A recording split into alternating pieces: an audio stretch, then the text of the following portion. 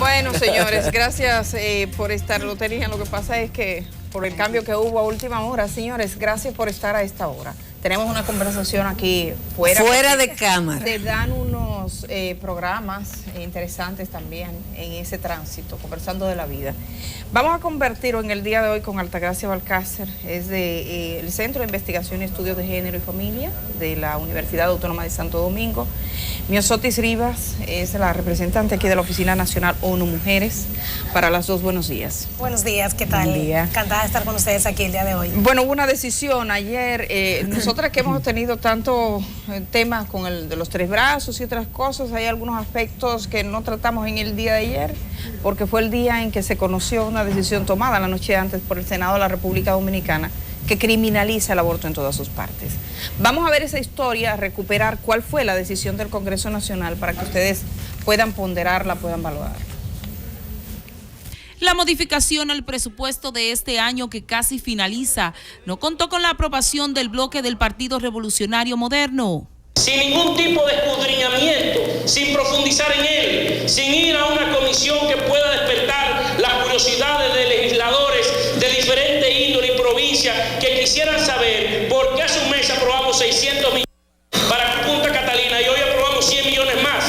¿Hasta dónde vamos a seguir endeudando la República Dominicana para cubrir sobre todo gastos corrientes que no reportan ningún beneficio real a nuestro país? Mientras que legisladores del partido de gobierno defendieron la solicitud del Ejecutivo. Durante en este país la presión tributaria siga siendo por debajo del 14%, obligatoriamente quien gobierne tendrá la necesidad de tener un presupuesto deficitario y acudir a financiamiento para poder cumplir con las necesidades en este país. La iniciativa tiene como objetivo transferir al sector eléctrico la suma de 4.650 millones de pesos para ser invertidos en la planta de Punta Catalina. Durante la sesión de este miércoles, el Senado también convirtió en ley el proyecto que crea el nuevo Código Penal, que aumenta la pena máxima de 30 a 40 años y castigo de 3 a 10 años de prisión al aborto. El Pleno Senatorial también aprobó 1.200 millones de pesos para ser distribuidos en organismos del sector público descentralizado y autónomo no financieros destinados al pago de la regalía de sus empleados. Giovanna Núñez, NCDN. Ahí tuvimos una mezcla de temas, lamentamos, le pedimos disculpas porque no se supone que fuera de ese modo, pero básicamente... Pero fue lo que abordó, fue la sesión completa. Sí, fue la sesión completa. Vamos con este tema. ¿Para ustedes fue una sorpresa? Mira, yo creo que no tanto una sorpresa, pero sí, a mí me llamó mucho la atención y lo hemos valorado en Naciones Unidas, también con el movimiento de mujeres, tal vez Altagracia dirá un poco de esto, el tema de lo sorpresivo, ¿no? Que se llama de emergencia, un quórum solamente de 19 senadores, ¿no? Como para dar como un palo agachado, como acechado, ¿no? Entonces... Pero el gobierno no necesita, el PLD, en este caso en el Senado, porque los senadores de oposición son 2, no son significativos. Sí, claro, pero independientemente de eso, está legislando, aunque exista un quórum para poder adoptar, la forma en cómo se da, o sea, ya fue más tarde en la noche, de último minuto, se llama emergencia. Todo lo que ha tenido que ver con ese tema. Exactamente, inclusive cuando el senador Julio César Valentín agotó su turno, dijo, aprobemos, veamos primera lectura el día de hoy y dejémoslos en la mesa para seguirlo discutiendo. Entonces, pero la orden que había del Palacio era que se resolviera eso en la noche. Me dicen que en la próxima sesión, y se lo digo a ustedes, van a aprobar sin ninguna discusión la reforma a la Ley de Seguridad Social. Parece también que quieren aprovechar estos días de Navidad para salir de esos entuertos. Tú vienes de un organismo internacional y uno ve la cosa así de lejos, que varios organismos visitaron al presidente de la República haciendo una especie de lobby en favor de esto, en función de derecho de salud y de derechos reproductivos para las mujeres. ¿Tú tienes como ONU Mujer alguna información de qué le dijo el presidente de la República, que es el jefe de todos los senadores? y que cuando él mandó a decir que lo religieron. ¿Qué le dijo a la gente que fue a hacer lobby en favor de las mujeres? Mira, realmente las Naciones Unidas y sobre todo el coordinador Lorenzo Jiménez de Luis encabezó una media tour y un trabajo bastante importante para tener el tema en vigencia, y realmente se visitó en varias visitas, tanto Viviana Ido, que vino en octubre, que es asesora de ONU Mujeres, cuando vino Helen Clark, la coordinadora del PNUD, siempre se puso en agenda este tema, y el presidente lo que nos comunicaba era su interés de mantenerse apegado a los compromisos internacionales que la República Dominicana ha Pero firmado. digo yo, mira, son cosas de altagracia. Sí. El presidente es el jefe del PLD, el dueño, porque el dueño del PLD es el que administra el presupuesto. Cuando el presidente se quería reelegir, él dio una orden, y senadores que ayer dijeron que no iban a reelegirlo, al otro día cambiaron de opinión. Ustedes no lograron sensibilizar a Danilo Medina para que hiciera, aunque sea un esfuercito. Bueno, yo creo que el presidente ha estado muy sensibilizado, porque de hecho el texto que se emitió, acuérdate que el código se aprobó en 2014 y hubo una observación. Lo observó con un texto bastante importante que entra en las causales. Yo creo que el presidente ha sido coherente con esa Habría parte, que no ver si va a mentirlo. seguir siéndolo Ahora. Vamos a ver el texto la carta del presidente cuando observa el código, y entonces tener la opinión de ustedes dos de si creen cuál es el camino que le queda al presidente. Veamos cuando el portavoz de la Presidencia de la República anunciaba esa observación que de alguna manera paralizó la aprobación de ese código criminalizando el aborto en ese momento. El segundo párrafo dice: la observación que formulamos, está hablando el presidente de la República, la observación que formulamos mediante esta comunicación es de naturaleza parcial, o sea, la observación presidencial que se le hizo a la modificación del Código Penal es de naturaleza parcial, ya que recae exclusivamente sobre los artículos 107, 108, 109 y 110 que conforman en su conjunto la sección 3 del capítulo 1, título 2 de la ley, relativos a la tipificación penal de la interrupción del embarazo. Y entendía que se violaban los derechos establecidos en la Constitución de las mujeres dominicanas. No debe olvidarse, señor presidente de la Cámara de Diputados, que los derechos fundamentales que arguimos como sustento de la presente observación no solo son parte de nuestra Carta Sustantiva, es decir, de la Constitución, sino que de manera específica son también inherentes a toda mujer en virtud de compromisos internacionales de derechos humanos suscritos y ratificados por los órganos competentes de la República Dominicana. Consideramos, por tanto, que lo más justo, equilibrado y acorde con el espíritu de protección de derechos y humanidad que debe regir al Estado sería equiparar nuestra legislación con la de la mayoría de los países del mundo que permiten la interrupción del embarazo cuando sea practicada por personal médico especializado en establecimientos de salud públicos o privados dentro de los plazos que se consideren de lugar, y solo, y quiero acentuar aquí la carta de la comunicación presidencial, y solo en 3 supuestos debidamente fundamentados. Primero, cuando la vida de la madre corre peligro, cuando la madre ha sido víctima de violación o incesto, o cuando el feto tenga malformaciones incompatibles con la vida. Eso fue de archivo, eso fue en el año 2014. El presidente observa, y me gustaría que Altagracia nos dijera su consideración de cuál es el camino que le queda al presidente ahora, porque él va a requerir promulgar también este código que acaban de aprobar. Tú sabes que cuando ocurrió eso, hasta para nosotras fue una grata sorpresa. Para el movimiento de mujeres, para el movimiento feminista en República Dominicana, fue una grata sorpresa. Y nunca voy a olvidar en una reunión que tuvimos de todas las organizaciones, donde yo pregunté por qué ahora el presidente se pronunció de esa manera. Y la respuesta que yo obtuve fue porque se había hecho una encuesta, de esas encuestas que el gobierno hace de ver por dónde anda la popularidad. Y él todavía no había decidido la reelección. No, todavía no se había, bueno, no sabemos si en su íntimo ser. Digo, públicamente. Públicamente, exactamente. Y ahí se demostró que la población dominicana, en más de un 70%, estaba de acuerdo con la despenalización del aborto en esas causales.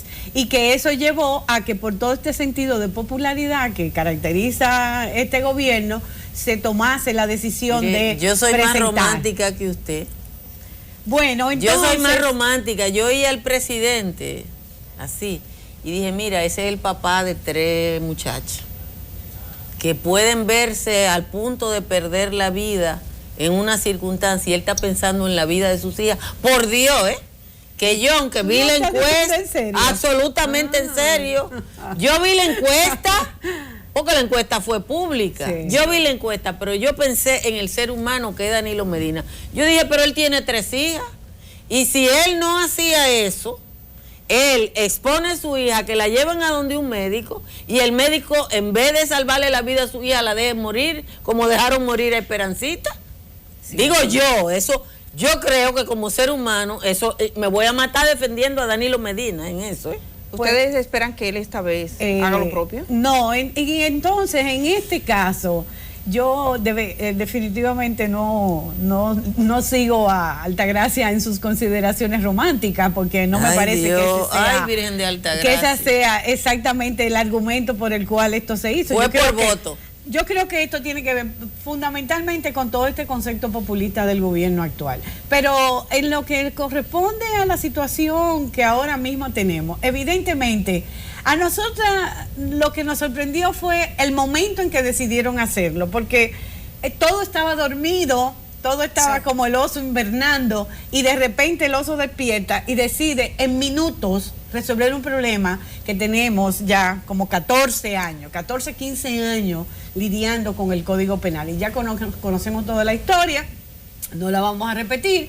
Entonces, de repente, el Senado, que era nuestra última, de alguna manera, esperanza de que se pudiese hacer algún cambio, aunque si el Senado tomaba la decisión de aprobar las causales, entonces incorporarlas en el Código Penal, aprobar el Código Penal con las 3 causales, perdón, entonces eso tendría que volver a la Cámara de Diputados, sí. pero ya tendría un peso.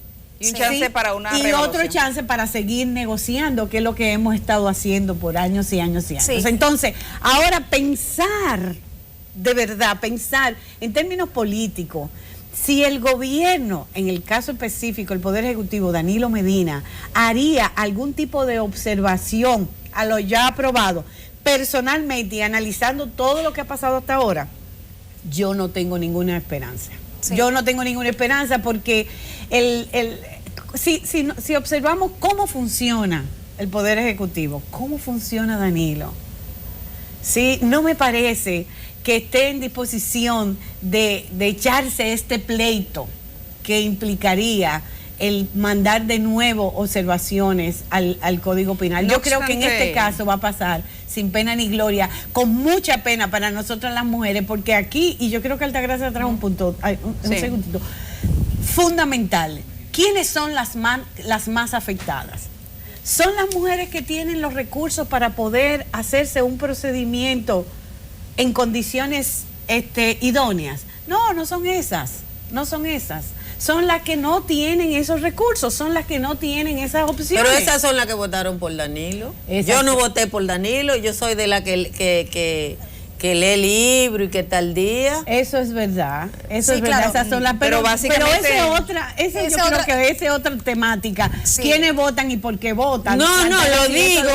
Espérate, es quiénes votan. Yo no estoy diciendo, es que supongo yo, fíjense que yo parto del ejercicio del presidente, que él está, cuando toma una decisión, está pensando en la vida de sus hijas, ni siquiera está pensando en mí. Entonces usted dice que usted no está de acuerdo conmigo. Usted está pensando que Danilo lo hace por los electores y las electoras. Entonces, si él toma una decisión por las electoras y la electora, ¿por qué después eso no le importa? Yo tengo una duda con eso, agregándolo a Altagracia.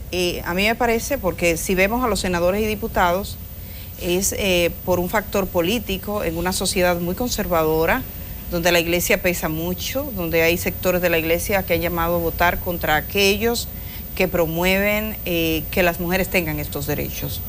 Ver los tweets, por ejemplo, de Julio César Valentín, que dice, yo defiendo la vida, pero yo no estoy de acuerdo con esto, sitúa a aquellos políticos que han optado por una decisión diferente a la defensiva. De modo que no entiendo que lo que es perjudicial electoralmente para esos senadores y diputados sea beneficiario para Danilo Medina. O sea, no veo que le redituara políticamente a él observar un código cuando aprobar el código criminalizando parece ser la opción más demandada por los sectores conservadores de esta sociedad. Pero yo creo que también, o sea, a mí me parece que la posición tampoco de los senadores y los diputados tampoco les redituaba a ellos electores, pero votantes, porque cuando fue la discusión del artículo 37 en el 2010, o sea, se vio claramente y la iglesia publicó listados de aquellos que habían aprobado pero ahí se produjeron cambios de opinión. Sí, pero bien, sobre todo de mujeres. Pero claro, pero eso es lo que te digo. Yo creo que una de las cosas, sobre todo en el 2014, en la discusión del 2014, que fue muy interesante, fue ver la amplia diferencia de sectores que se pronunciaron, ¿verdad?, en favor de la despenalización del aborto. Y eso hay un cambio que yo creo que también hay que medirlo y que no es cierto que hay ese impacto tan directo, por ejemplo, por las mujeres, porque es un tema de derecho a salud, pero lo que menos está en discusión o lo que menos estuvo en discusión en el Senado de la República fue el tema del derecho a la salud, por ejemplo, ¿no? Era un tema más ideológico, un tema mucho más moral, ¿no? Defendiendo, imponiéndole una moral al resto, pero una moral que inclusive que conviene el discurso, ¿no? Que conviene el discurso, pero tú dices, para estar de acuerdo con un sector que cada día es menos, que tiene menos poder, un tema de un sector conservador, pero que tiene mucho menos poder sobre los votantes. Y yo creo que eso, y sobre todo en el caso de las mujeres, la República Dominicana y nosotros como Naciones Unidas vamos a seguir apelando a la coherencia del presidente de la República. O sea, esa coherencia creemos, porque hay una posición que él defendió en el 2014 que no la ha desdicho en ningún momento, independientemente de que el partido funcione de otra manera o sean líneas o no se van en línea. Él directamente no ha dicho lo contrario, no se ha desdicho. Entonces hay que apelar a que el miércoles es el último día que tiene él, es el plazo para poder observarlo. Vamos a seguir pidiendo que lo observe, que sea coherente, que entienda que es un tema de derechos, que como decía Altagracia, perjudica a las mujeres más pobres, o sea, a aquellas que se tienen que exponer. Los abortos, señores, hoy está penalizado y los abortos siguen sucediendo. El 13% de las muertes maternas en este país tienen que ver con abortos. República Dominicana, aquí no se puede mentir. Aquí no es verdad que se hacen abortos. No, ¿qué se hace? No. No se hace. Entonces estamos diciendo si hay un 13% y donde República Dominicana está entre los países de América Latina con un mayor porcentaje de muertes maternas, 126 por cada 100.000 nacidos vivos, cuando el promedio de la región es 77. Entonces esos son temas que tienen que ver con el derecho. Pongamos en la mesa, yo creo, y es lo que ha tratado de hacer Naciones Unidas, pongamos en la mesa la discusión en lo que tiene que centrarse la discusión, y no en otros temas ideológicos, morales que han estado rondando en este proceso. Otro elemento importante aquí es que República Dominicana es uno de 4 países en toda la región que tienen penalizado el aborto en todas sus funciones. Sí. Recordarlo, nosotros tuvimos aquí vamos a buscarlo ahora para fin de año para recordar esa entrevista al director de la maternidad de San Lorenzo de los Minas, ¿era? Sí. Que explicó al doctor Calderón cómo llegan las chicas allá abortando, las mujeres, la cantidad de jóvenes que llegan cada día en proceso de un aborto. ¿Qué es lo que hacen? Se inician el proceso. Exacto. Pero todavía eso, vamos a suponer, eso es una situación particular donde personalmente yo en este momento no quiero, no puedo, no debo, entonces yo procedo a hacer eso. Pero nosotros, el movimiento de mujeres, el movimiento feminista, a lo que hemos estado apostando es a situaciones muy particulares, cuando la vida de la mujer está en peligro, ¿sí? Cuando el feto es inviable, cuando ha sido el resultado de una violación o de un incesto. O sea, ni siquiera estamos abriendo la caja de Pandoras para decir que en cualquier situación vamos a hacer un aborto, porque para nosotras las mujeres el aborto no es una salida. No es la opción. No es una salida. Por supuesto, Altagracia, tanto a usted como a Miss Ortiz, gracias por estar esta mañana aquí con nosotras. Vamos a seguir pendientes de lo que pasa. El presidente tiene hasta el miércoles, o sea, la semana que viene vamos a tener una idea de cuál ha sido la decisión. Y este es un tema que vamos a seguir hablando de él, porque seguirá siendo un problema, sobre todo para las mujeres, para las familias, pero para las mujeres básicamente en para las particular. mujeres. Hacemos el cambio y regresamos de una vez. Tenemos la sección tecnológica en esta mañana.